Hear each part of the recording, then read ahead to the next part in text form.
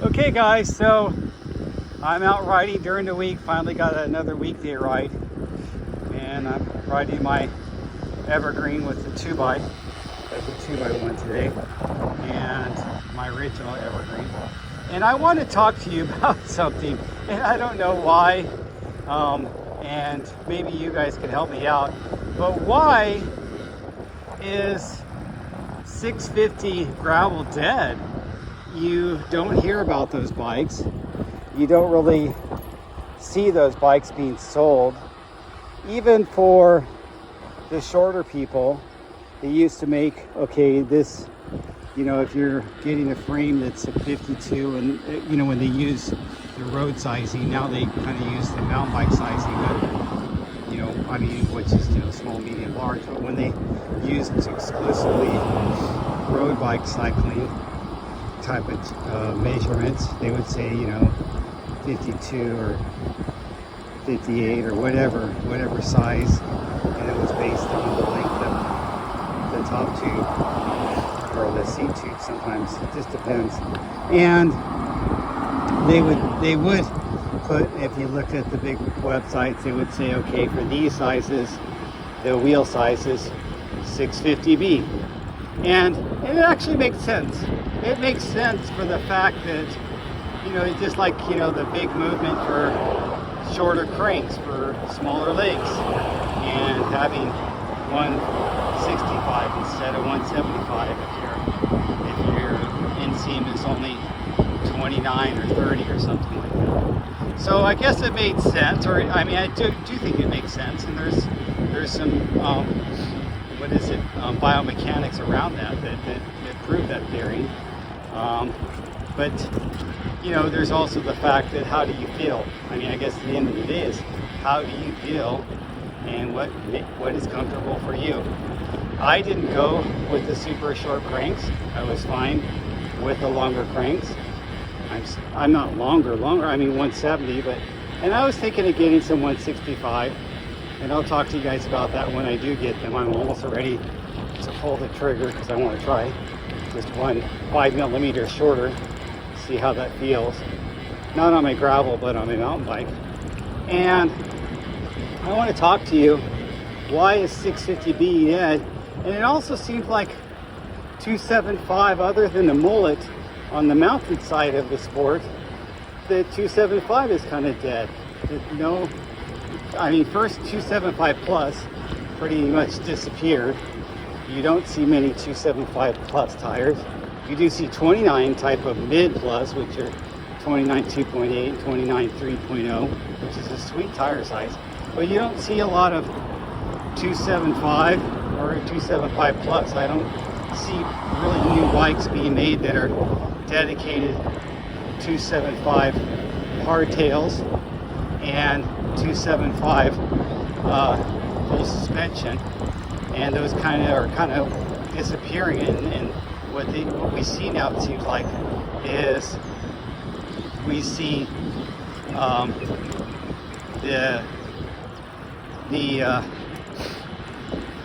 you know, just one size pretty much across the whole model line. And even if it's a smaller frame, even if it's small or an extra small, there's nothing in there saying you should be on the smaller wheel size. I see that. I don't know, maybe am I not looking in the right place? I think I'm pretty aware. I do spend an excessive amount of time looking at bike shit online and going to bike shops and so on and so forth, and YouTube videos. So why specifically is 650B or 275, which it kind of, let's call it what it is in English measurements, 275 is dead on gravel and pretty much on mountain, except for the mullets.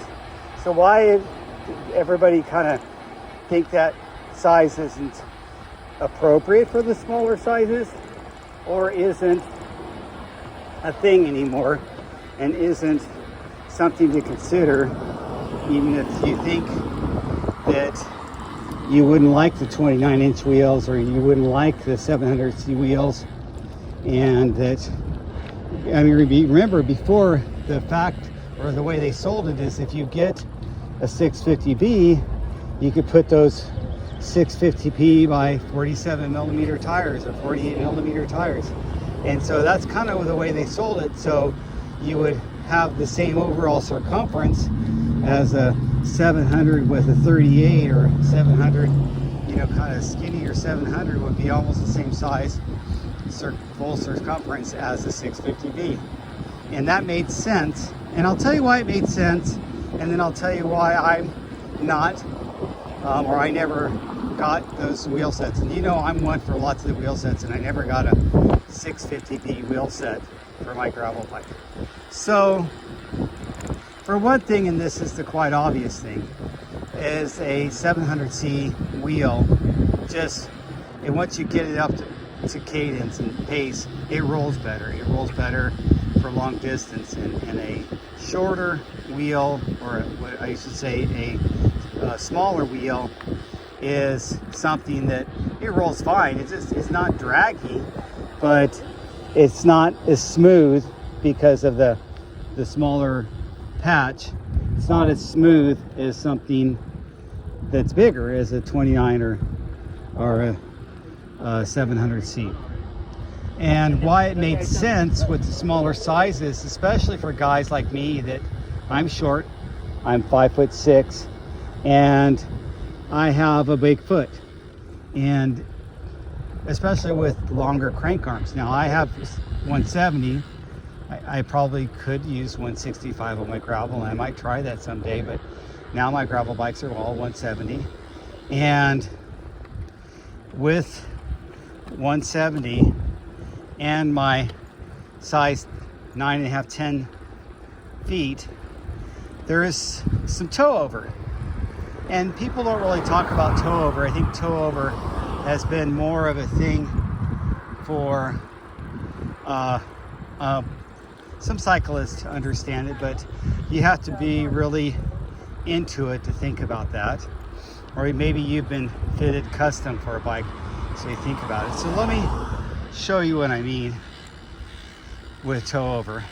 And so look at my feet where my tire is. And I guess I got to turn this way. So when I'm turning this way, see where it could, if I have my foot, and I have to stop to do this, if I have my foot at where it's parallel, my feet are parallel, and I've got that 1 foot forward. If I have that 1 foot forward, then I will get toe over with bigger tires. Now these are 700 by 45C tires, so they are bigger tires. So let me show you how that looks, so you guys can see what I'm talking about. And so here's the tire, here's my foot. See that?